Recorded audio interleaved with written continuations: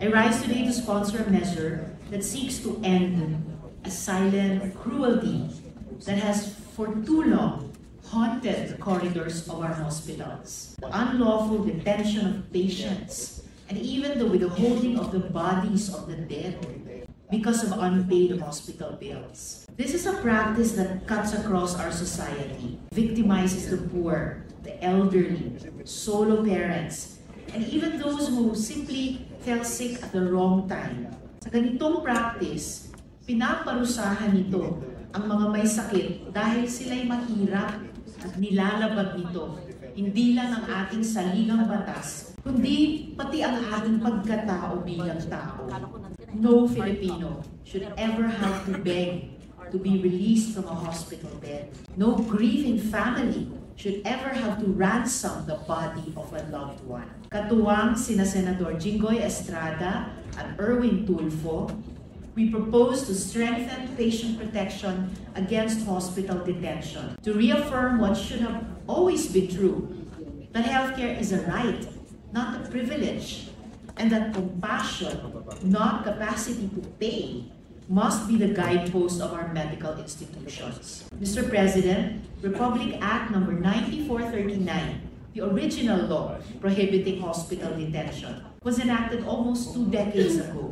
Yet, despite its good intent, the practice persists. We still hear heartbreaking stories of mothers unable to bring home their newborns, of indigent patients detained for days, of families forced to surrender meager possessions just to claim their dead. This bill strengthens that law, giving it sharper teeth, broader reach, and stronger enforcement to ensure that no Filipino is ever again detained in sickness or in death for lack of capacity to pay hospital and medical bills. Una, pinalalawak ng panukala nito ang saklaw ng proteksyon. Sakop na ngayon ang lahat ng ospital, klinika, at katulad na pasilidad, pampubliko man o pribado. Walang institusyong makakalusot sa pananagutan.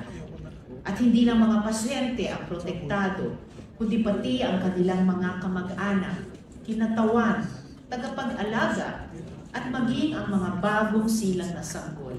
Wala nang dapat gawing palit-ulo para sa buhay, kalusugan, at dignidad ng tao. Kalawa, pinangangalagaan nito ang karapatang makauwi agad. Kapag ang pasyente ay gumaling na, bosman o bahagya, dapat siyang payagang umuwi kaagad matapos pumirma ng promissory note o katumbas na kasunduan.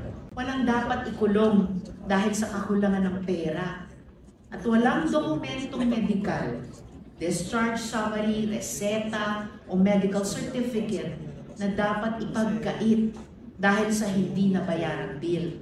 Para sa mga mahihirap na senior citizen na inendorso ng Social Service Office, hindi na kailangan pumirma ni ng promissory note. Ikatlo, sinisiguro ng panukalang ito ang compassionate and humane treatment for the deceased.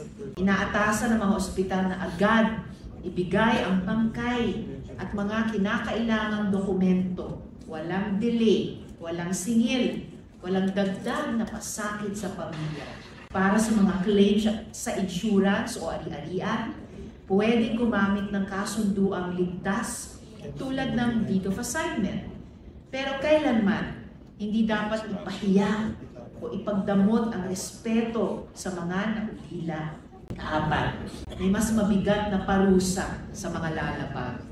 Ang sino mang opisyal o empleyado ng ospital na lalabag ay maaaring makulong ng hanggang 2 taon at 4 na buwan o multahan ng hanggang 300,000 pesos. Kung patakaran mismo ng ospital ang sanhi, ang mga direktor at manager ay maaaring makulong ng 4 hanggang 6 na taon at pagmultahin ng hanggang 1 milyong piso.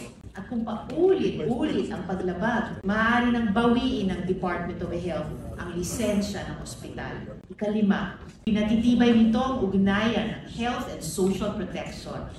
Inaatasan ng DOH sa pakikipagtulungan sa DSWD, PhilHealth, SSS, GSIS at PCSO na tiyaking ang mga mahihirap at walang kakayahang magbayad ay ma-refer sa mga medical assistance program ng gobyerno. Ika-anim, nagbibigay ito ng mekanismo ng reklamo at hustisya. Gagawa ng grievance system sa DOH para sa mga pasyente o pamilyang ikinulong ng labag sa batas. Kailangang ipaskil ng mga ospital ang mga karapatan ng pasyente sa malinaw na lugar, sumunod sa standard discharge protocols at tiyaking na iaabot ang tulong ng gobyerno sa mga nangangailangan.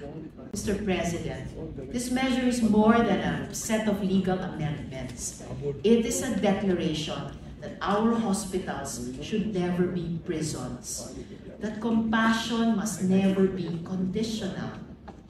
It also sends a clear message. While we respect the financial realities of medical institutions, no economic consideration can justify the deprivation of liberty or dignity of a patient. This bill strengthens the partnership between government and healthcare providers. It encourages a system of shared responsibility in which hospitals fulfill their duty to care and government agencies provide the safety nets that make that duty sustainable. Through this measure, we are not only strengthening the law, we are reaffirming our humanity. Mr. President, distinguished colleagues, I urge respectfully the swift passage of this measure. Let us make sure our hospitals remain places of healing, not of detention, places of care, not of profit, places of compassion, never of cruelty. Maraming pong salamat, Mr. President.